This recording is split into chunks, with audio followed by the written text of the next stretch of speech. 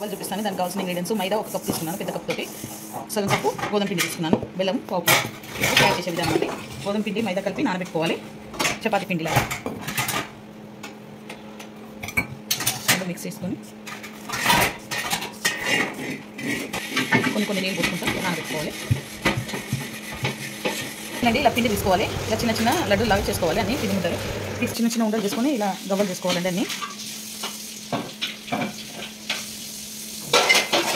ఇది గవ్వల చెక్క అండి, దొరుకుతుంది మార్కెట్లో గవ్వల చెక్క అంటే.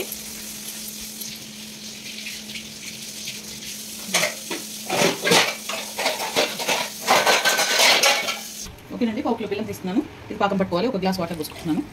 ఈ పాకం రావాలి, తీగ పాకము.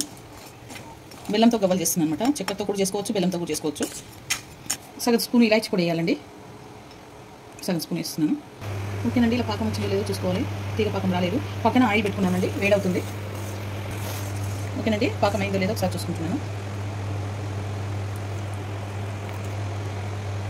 తీగ పాకం వచ్చింది, ఇలా రావాలండి తీగ. వేసుకుంటున్నాను స్టవ్. ఆయిల్ ఎక్కింది, ఈ గవ్వలన్నీ వేసేసుకోవాలి.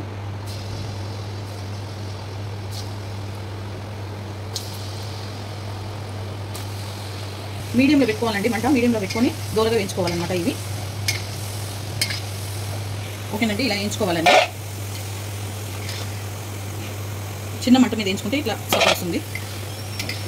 అదే క్రిస్పీగా ఉంటాయి. అదే పెద్ద మంట మీద వేయించుకుంటే ఏమవుతుందంటే లోపల ఉడకవన్నమాట. పైన ఎర్రగా వస్తుంది, లోపల ఉడకవు. చిన్న మంట మీద కాల్చుకోవాలి. ఓకేనండి, అన్నీ ఇలా కాల్చుకోవాలి. కాల్చుకున్నాను. బెల్లం కూడా పాకం పట్టుకున్నాం కదండి, చల్లగా అయింది, కొంచెం ఉగ్రం చేశాను అనమాట. ఇప్పుడు ఇవన్నీ వేసేసుకోవాలి.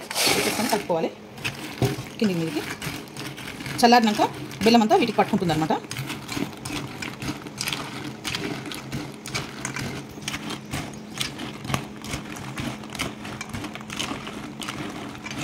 ఇది చల్లారాలి పాకం. గవ్వలన్నీ ఇలా రెడీ అయిపోయాయి. ఇంకా కొంచెం ఆరలేదు. సో ఇలా చేసుకోవాలండి. ఈ వీడియో కనుక నచ్చితే లైక్ చేయండి, షేర్ చేయండి, కామెంట్ చేయండి, సబ్స్క్రైబ్ చేయండి. చాలా బాగుంటుంది, మీరు ట్రై చేయండి. ఇవి చిన్నపిల్లలకి స్నాక్స్ చాలా బాగుంటుంది.